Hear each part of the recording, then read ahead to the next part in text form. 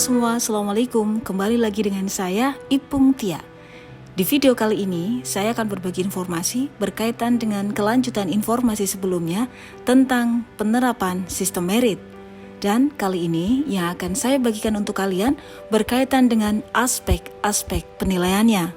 Penilaian penerapan sistem merit dilakukan berdasarkan penerapan aspek-aspek dokumen rencana aksi dalam manajemen ASN. Tapi sebelum saya bagikan informasi selengkapnya, jangan lupa like, comment, share, dan subscribe dulu ya. Penilaian tingkat penerapan sistem merit. Aspek-aspek penilaian.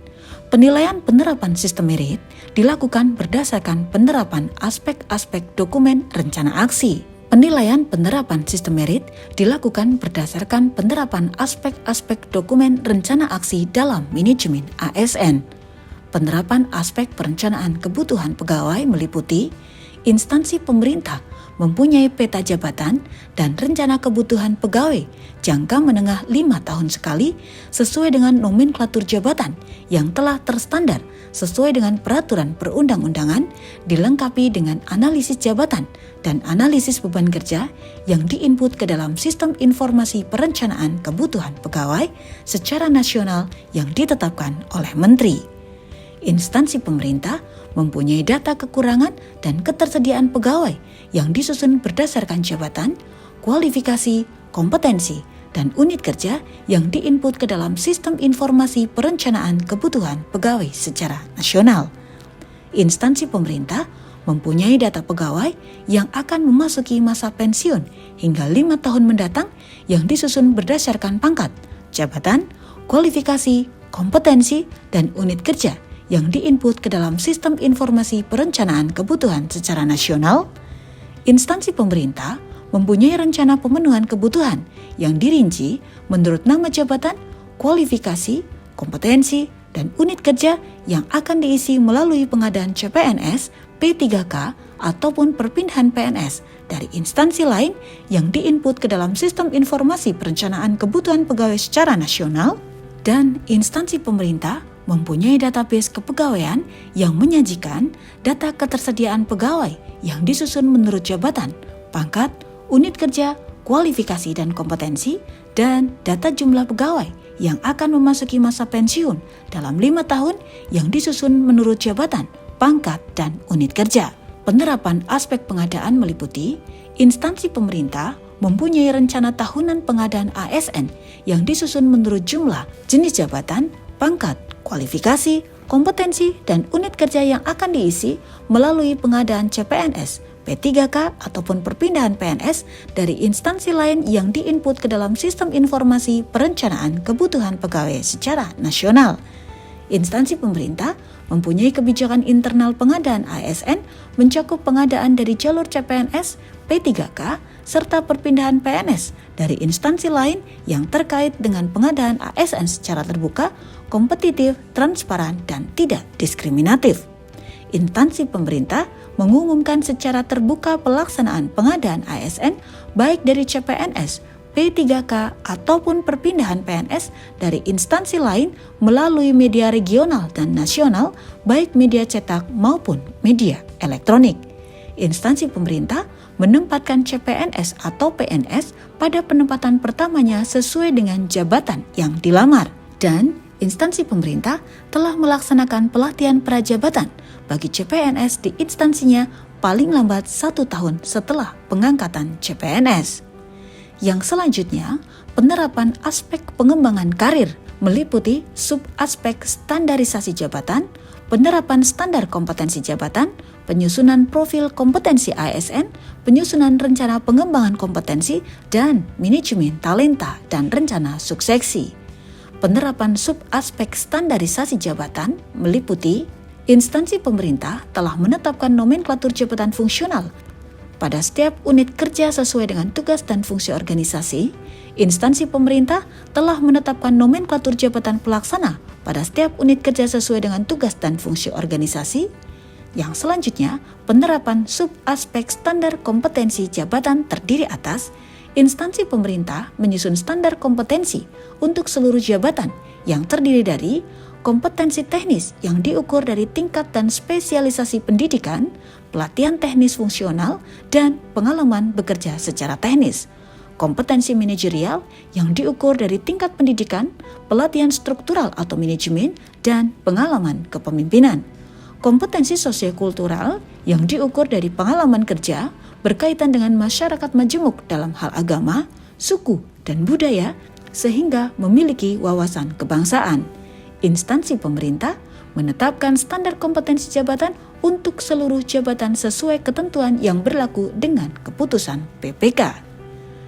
Penerapan subaspek profil kompetensi ASN terdiri atas instansi pemerintah melakukan analisis kesenjangan kualifikasi dan kompetensi untuk seluruh pegawai dengan membandingkan antara profil ASN dengan standar kualifikasi dan kompetensi jabatan, dan instansi pemerintah melakukan analisis kesenjangan kinerja untuk seluruh pegawai dengan membandingkan antara target kinerja dengan capaian kinerja. Penerapan subaspek rencana pengembangan kompetensi terdiri atas instansi pemerintah mempunyai strategi untuk mengatasi kesenjangan kompetensi dan kinerja dalam rangka pengembangan kapasitas ASN.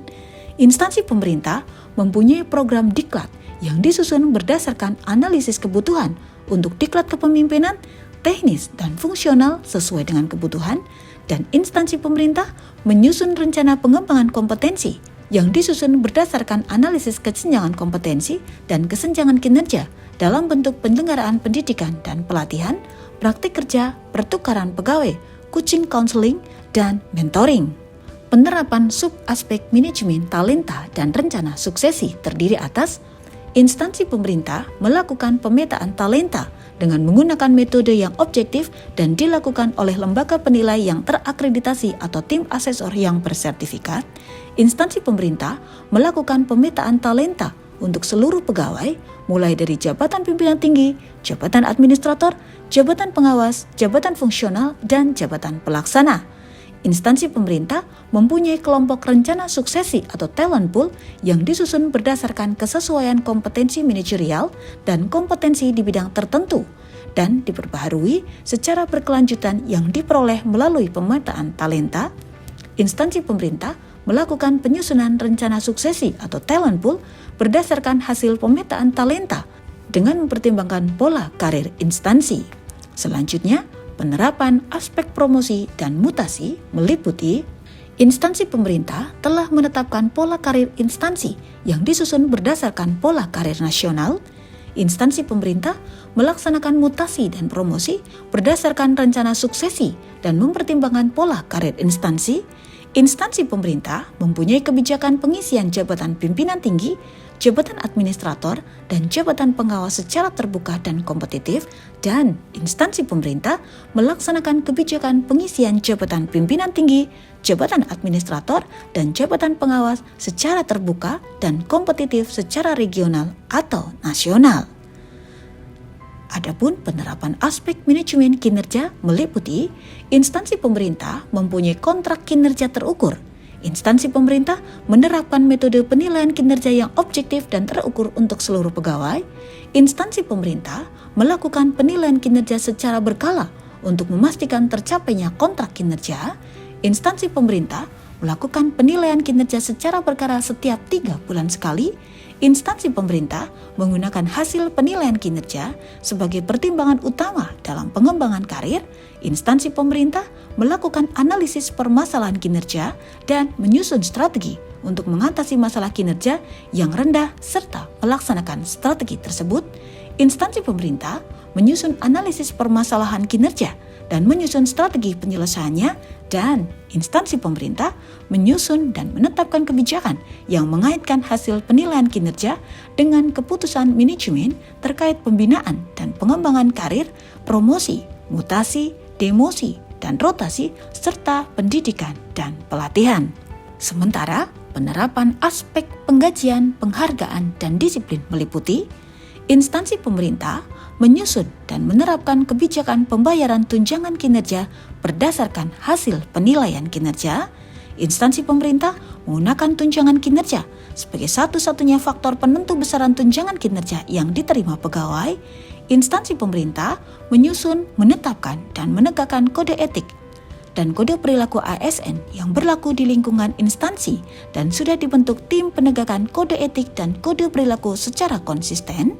Instansi pemerintah mempunyai kebijakan internal untuk memberi penghargaan dan bersifat finansial dan non-finansial terhadap pegawai berprestasi luar biasa, dan instansi pemerintah mempunyai data terkait pelanggaran disiplin, pelanggaran kode etik, dan kode perilaku yang dilakukan pegawai.